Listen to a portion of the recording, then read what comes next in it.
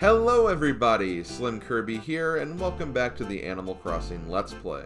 You're currently watching the abridged portion of this playthrough, where I cut out all the fluff and simply talk about my adventures of playing through an entire year of Animal Crossing in a summary format. If you'd rather watch the playthrough in its entirety, check out the video description for a link to a playlist that has all the episodes and stream sessions I've done, raw and unedited. But if you'd rather stick around for these videos, well, just sit back and enjoy my adventures through Popstar. Sunday, August 12th. Finally, we have no rain, which means we can finish off the morning aerobics. Thank God it's finally over. Again, I don't hate the idea as a concept, it's just really annoying when it happens so early in the morning before everything else opens up, forcing me to pretty much spend 2 sessions per day, which really slows things down a lot. Thankfully, we still had 19 days to spare, so there was plenty of time to finish this off still, but I just wanted to get it done and over with as soon as possible. And now that we have, we can get our reward from Tortimer, an aerobics radio. Which, although it is a very unique and special item that you cannot get anywhere else, it's just a radio that you can put in your house and do the aerobics routine to, allowing you to work out at your house. I feel somewhat cheated by this. Either way, with that part of our lives done and over with, we can move on, and there's actually some other interesting happenings today too. For one, since it's Sunday, Joan is once again here to sell her turnips, but I'll be real with you guys, I forgot all about her. Oh well, I got a big payday this past week anyway, so chances were pretty low that it was going to happen again, so no big loss as far as I'm concerned. Before we get to the big event today, there were some smaller things that went on here. I had some more apples to grow, so I spent a little more time expanding my apple orchard. We ran into another camper today in the form of Bangle, a villager I do actually really like, but was admittedly not in the best position to interact with her at this time, so I intended to save her for the next day's routine. Also, to become a little more friendly with Maddie, I decided to write her a letter today. After all, she is our newest neighbor since Pom Pom left, and I wanted to make sure she was at least feeling at home in Popstar. Perhaps the most noteworthy of happenings for today, though, was that I got some really big backstory today from Sable when I talked to her at the Able Sisters shop. We learned the tragic truth about their parents, where they actually passed away when the girls were at a young age, Mabel especially. Because of this, and the fact that she is 10 years older, Sable felt like the responsibility of taking care of the family was on her shoulders, which explains why she is so deeply focused on her work, because she has kind of that parental instinct inside of her. This story gets even deeper in future Animal Crossing games, when other factors of the family get introduced and expanded upon, but still, this really got me in the feels, and I deeply respect Nintendo for putting this in the game, because they really didn't have to. But it's phenomenal that they did, seriously. Once all of my chores and duties were done, it was time for the big Meteor shower, an event that happens August 12th from 6 p.m. until 9 p.m. If you go to the lake and talk to Tortimer, he'll give you a special telescope furniture item to celebrate the occasion, and if you look at the lake, you'll see lots of meteors and shooting stars in the reflection of the water, which is really, really cool. You can also talk to some of your villagers during this time, as they'll be around the lake celebrating the event as well. You can't really do anything beyond this though. I of course saw my girl Cherry at the lake, so of course I spent some time admiring the pretty skylights alongside her. However, we weren't the only couple enjoying the meteor shower though. I'm telling you guys, Lily and Spork are definitely an item now. Sure, they live next to each other and are really good friends, but I've seen them go everywhere together on a multitude of different days, and seeing them together at the meteor shower just really kind of confirmed it for me. Here's to hoping for a nice, loving relationship between the two moving forward. And let's ignore all the crushing Lily was doing on me the previous day when I had the Katrina fortune. Spork doesn't need to know about that. After a wonderful evening, we retire to our homes and sign off for the day. Monday, August 13th. With the aerobics done and over with, it's time to get back to a simpler routine. And no better way to do that than with a nice neighbor day. The highlights from this day were as follows. 1. We learned that our girl Cherry has a bit of a problem with breaking into people's houses to play video games. Can't say I approve of these actions, since breaking and entering is a crime, but I guess at least she isn't stealing or damaging anyone's property, Monique. Bill asked me to change his catchphrase, and although Quacko is a classic, I couldn't help but give him a SlimKirby classic staple, which had hilarious ramifications.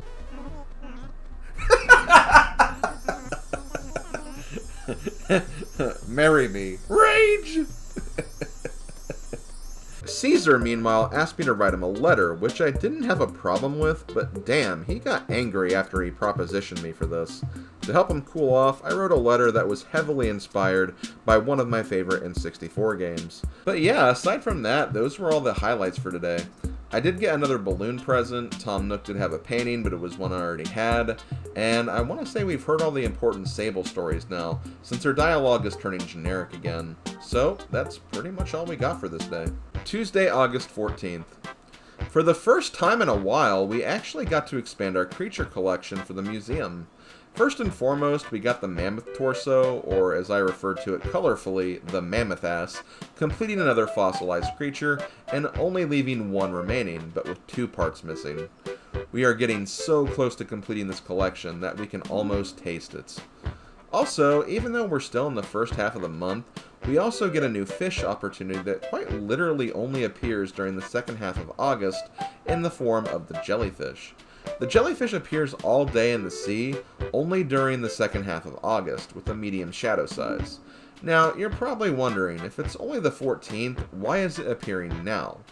Well, I find that there's actually a 1 or 2 day grace period when it comes to fish and bug appearances, which is the same reason grasshoppers showed up 1 day earlier as well, at the end of July. I guess it's just kind of a safety catch the developers added in case you weren't quite done collecting everything, which is always appreciated. Anyway, 2 things I want to mention in regards to the jellyfish. 1, it's the only medium-sized fish in the sea, so it's very easy to find compared to anything else you can find there. And 2, it actually replaces the sea bass for this half month, which means it'll technically get easier to find red snapper and bared knife jaws, since there won't be any other large shadow sizes left. Now, you can and will still likely catch trash instead, and probably more often, but if you are looking for those 2 fish in particular, this is at least a good time to look for them, knowing that you won't get trolled by sea bass. Although, remember the 1 to 2 day buffer I mentioned, as I was still finding sea bass on this day, so they technically weren't out of season just yet. But still, this makes the second half of August a really good time for fish catching. Also, with these fish, I did trade one to our good buddy Wendell, who was visiting today, who gave us a Western Vista wallpaper. I also got a letter back from Caesar, who didn't really react much to our DK rap letter we wrote the previous day. I guess Bluster Kong doesn't get along well with the DK crew anymore. Wednesday, August 15th. Probably the most uneventful day so far. We found out Sahara is coming on the 17th, Queenie started saying terrific for some reason, and that's it. I got nothing really more to add here. Thursday, August 16th. This was actually a very loaded day for me, especially after the uneventfulness of the previous day's entry. We woke up to the utter bombshell of another one of our neighbors moving away, and this one took me completely by surprise as we found out that Queenie moved away. Now, don't get me wrong, I wasn't super attached to Queenie or anything, but compared to the other snooty villagers we have at this point, Queenie didn't really give me much trouble, and her letter was actually kind of gut-punching and got me in the feels a little bit. Honestly made me wish I got to spend more time with her, and this was honestly more sad for me than the Pom-Pom departure. Oh well, you will be missed, Queenie. Because of her departure, we did get another new neighbor today, and I can't believe it, but we have our 4th bear of the village, this time in the form of Cupcake, another snooty personality.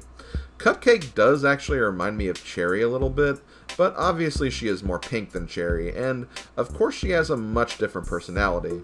Still though, if it is ever revealed that these two are related in some way, I honestly wouldn't be that surprised.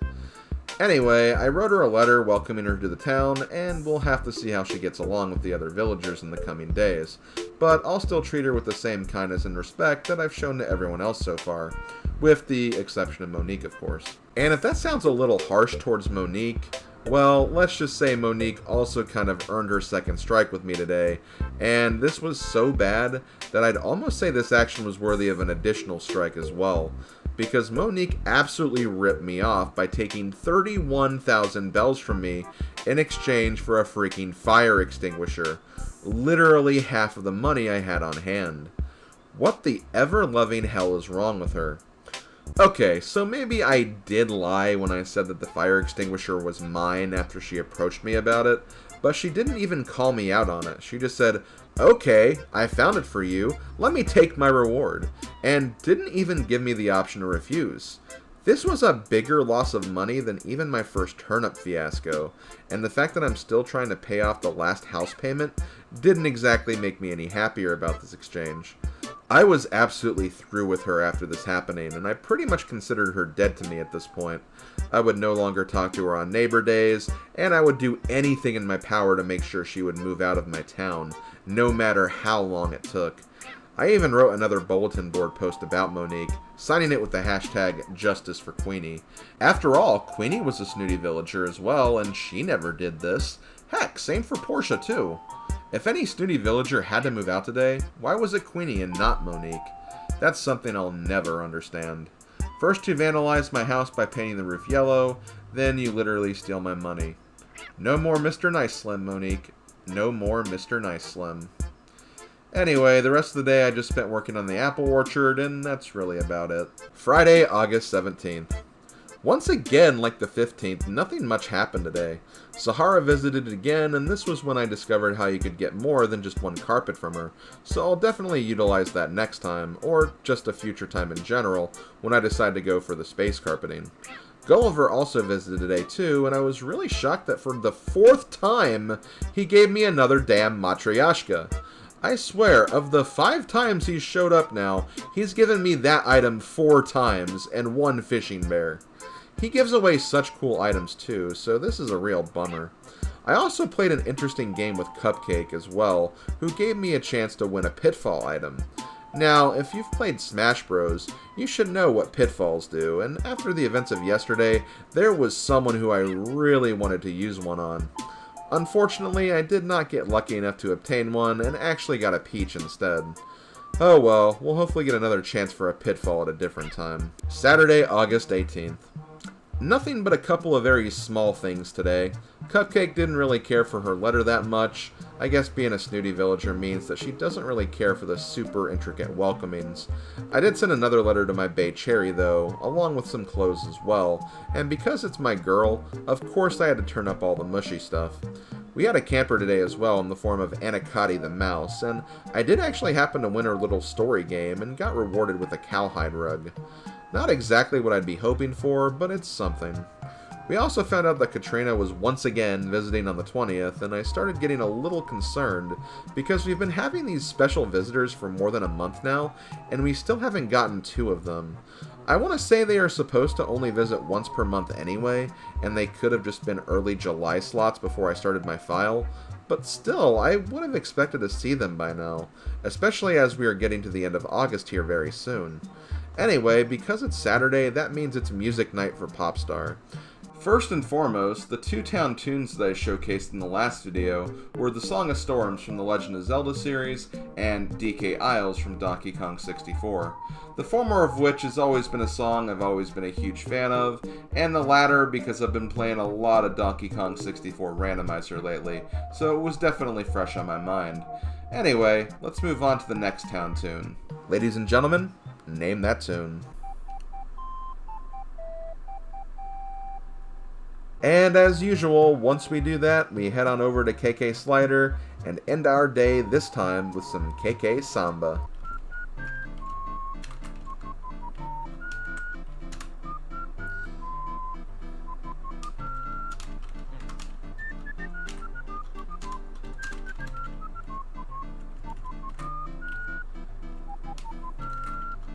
Sunday, August 19th. I bought more turnips again, but I was starting to quickly feel like that wasn't a good idea in the long run. I've already had 2 really good payouts in the playthrough so far, so I didn't really have anything to prove. Plus, I was also nearing the end of my final house payment, but I figured I'd just go along with it anyway. Aside from that, it was a pretty low-key day again. Cherry loved the shirt and the letter I sent her the previous day, and it's always nice to score more points with the waifu. One couple that wasn't scoring points with each other, though, was Spork and Lily, where I apparently stumbled upon them having a couple spat out of nowhere. Come on, guys, you've been official for only a week. You can't be having problems already. I also decided to do another ball quest, but this time for Ava, and I was starting to wish I hadn't after getting started. The first ball spawned in quite literally an impossible location to retrieve it, forcing me to just kick it in the water. The second location was better, but she ended up going inside her house right as I was about to present it to her, and the only way you can finish this quest is by kicking it into them. So basically that prevented me from finishing this unless I decided to wait a few hours for her to come out of her house, or just pray that she hadn't changed her mind the next day. Ava is still not winning very many points with me, but at least she's no Monique. That's one thing she'll always have in her favor. Monday, August 20th. When I checked the bulletin board this morning, I found out that one of my neighbors buried the very elusive pitfall item in one of the acres of my town. Once I saw this, I knew I had to get it in order to plan some sweet revenge. For those who don't know, the pitfall is an item that you can use to play practical jokes on not only other players, but also your neighbors as well. You bury a pitfall and it gets the appearance of a normal dig spot. However, if you hide it cleverly to the point where nobody can see it, when someone walks over that dig spot, they'll fall into a small hole in the ground, stunning them for a few seconds. I'm sure a lot of people are familiar with this item because it's also an item in Super Smash Bros. As well. After Monique's recent prank, I decided it was only appropriate to use this item on her, so I put it near her house, guided her over to the space, and got her real good.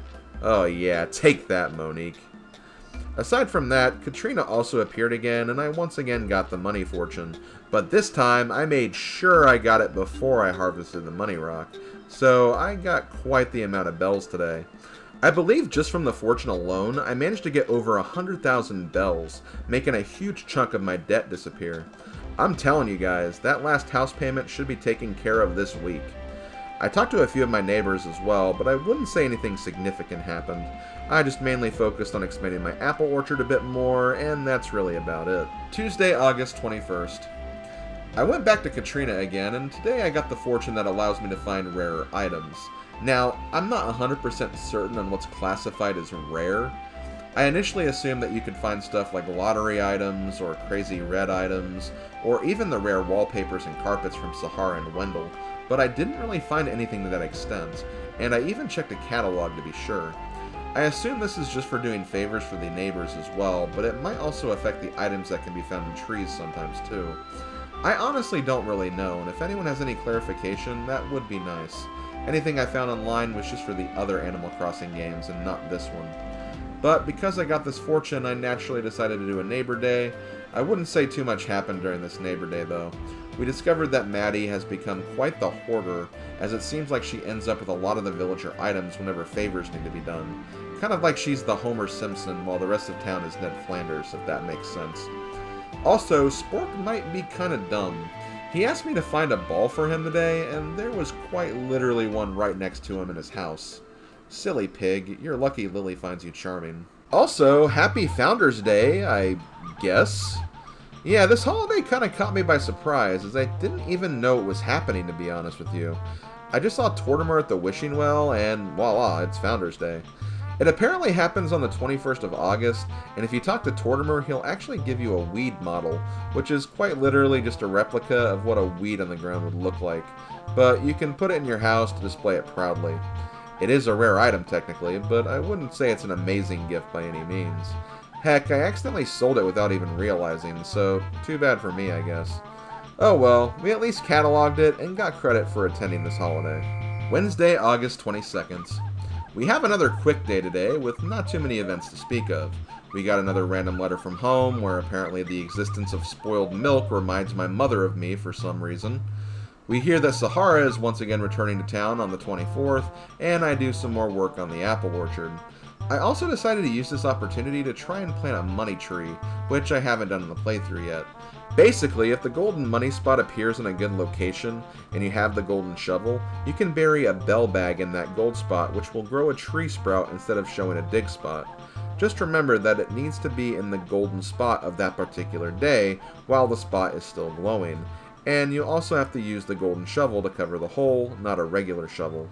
Then, much like all the other trees, you have to wait 4 days for the tree to fully grow to get the final results. Now, from my understanding, depending on what type of bell bag you bury, you'll basically get 3 copies of that particular denomination if your tree is successful. And once you do, you'll not get any more money, and that tree will just be a normal tree afterwards. Also, even if the tree fully grows, there is still a possibility for the money tree to just not work, and will still just become a normal tree. So there is a way that this trick can fail, even if it appears that it is working.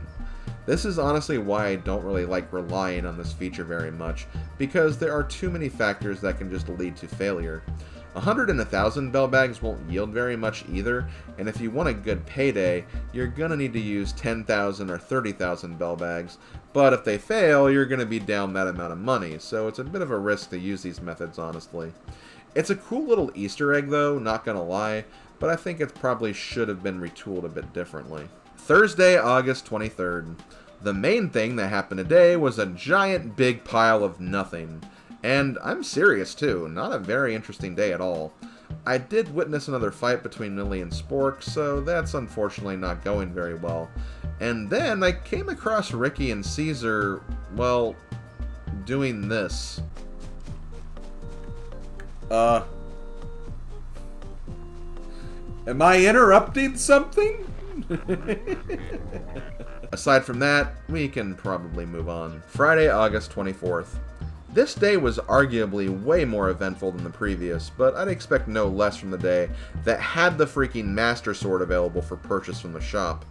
You can't get more legendary than that, so obviously I decided to buy it. Bill also buried another item in town, and it ended up being a kitty stereo. Not really for me, but it's another item of the kitty series. Gulliver also showed up in town again, and I guess he got tired of giving us the Matryoshkas because he finally gave us something different this time in the form of a giant stone coin. And on the subject of special visitors, this was a day that Sahara was supposed to be in town, so I got some unique carpeting from her as well. This was when I finally discovered that you could just cycle through her entire inventory, and as a result, I just waited until she offered the lunar surface carpet, basically the floor for the space theme. At this point, since I'm not too far from completing the space series, and since you don't need red or the raffle lottery to get all the items, I figured getting all the items here wouldn't take too long, and would just be a waiting game. I also had some fun with the neighbors today. Penny started saying Ricky's catchphrase nutcase, and she was already getting tired of it, so she asked me for a new one, and because I'm self-absorbed in my own YouTube content, I decided to go with one coin, one of the suggestions I got from the chat. Funnily enough, I didn't even realize the brilliance of the fact that her name is Penny, so it's actually the most perfect catchphrase when you really think about it, since her name is literally one coin.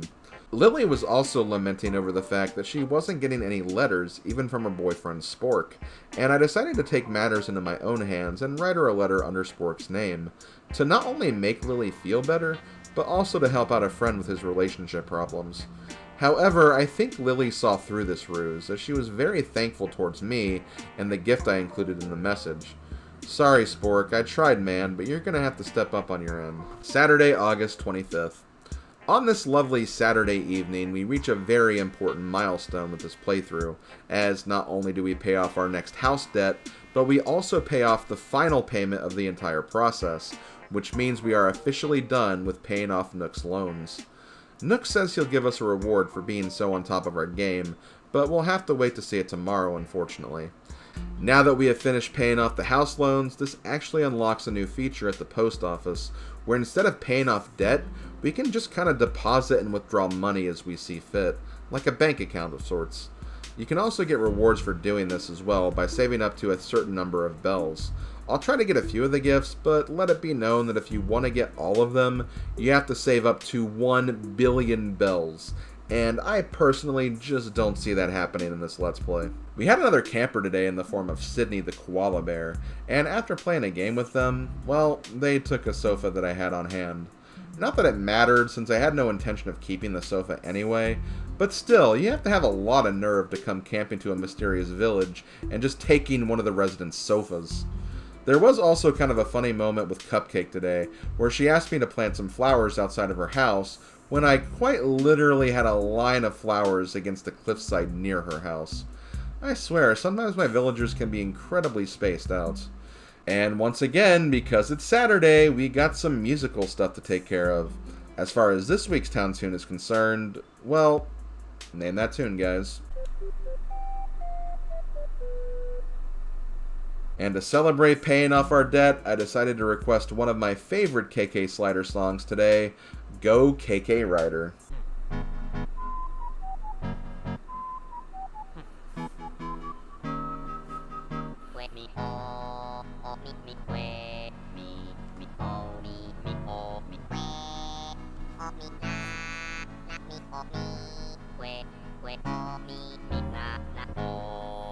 I actually thought this was one of the special songs that you can only get by requesting, but that's actually not the case, and I'll start getting those next time. Sunday, August 26th. Well, we check out our gift from Tom Nook, and hey, look, it's a gold statue. Yay. And if it sounds like I'm not too enthused by this revelation, well, let's just say that while this gesture is certainly nice, we had quite the gut punch today. Today we found out that Maple, one of our star residents, decided to move away. No, no, no! Oh, no, no! I talked to her just yesterday.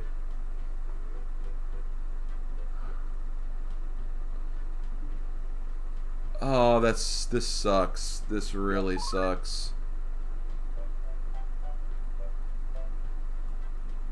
Oh, she was one of my favorites. This completely caught me off guard because I actually felt like I interacted with Maple pretty regularly, and usually that's all it takes to keep a villager in town, at least in more modern Animal Crossing games. I believe chat estimated that it was because I didn't write Maple very many, if any, letters, and that does kind of check out, I suppose, as there weren't any that came to mind for me in recent memory. I'll have to be a little more careful about that in the future. There was definitely a weird energy in town with Maple gone, though. Maddie got really upset after talking about a fish, Bill got a bit snappy with Cherry for some reason, and I definitely didn't feel the same after getting the news. Next to Cherry, Bill, and Lily, Maple was probably my favorite, so this was and will be the hardest loss for a while, that's for sure. I actually wrote Cherry a very heartfelt letter at the end of the day, one, in an effort to make sure her leaving never triggers, and two, just to let her know how much she means to me. An event like this really gets you thinking about how you always want the people most important to you to know how you feel about them. Bon voyage, Maple, and safe travels to you wherever you may go. We did get some other interesting news today as well. We found out that Katrina would be coming back on the 28th, which confused the ever-living hell out of me, since we still haven't seen two special visitors yet. And when interacting with the town fountain, I finally got a new message. It didn't tell me that any districts were in desperate need of fixing anymore, and that my town actually had a very nice living condition. I still have some work to do, but it's looking like September will be a good time to start working on that perfect town rating. Wish me luck, everyone. That will do it for another Animal Crossing episode. Thank you guys for watching, and I'll see you for the next one. Reminder that you can find links in the video description for the unedited recording sessions of this playthrough, as well as individual links to the streams in particular that featured the days covered in this episode summary. Until we meet again, this has been SlimKirby, and I'll see you guys next time. Later, folks.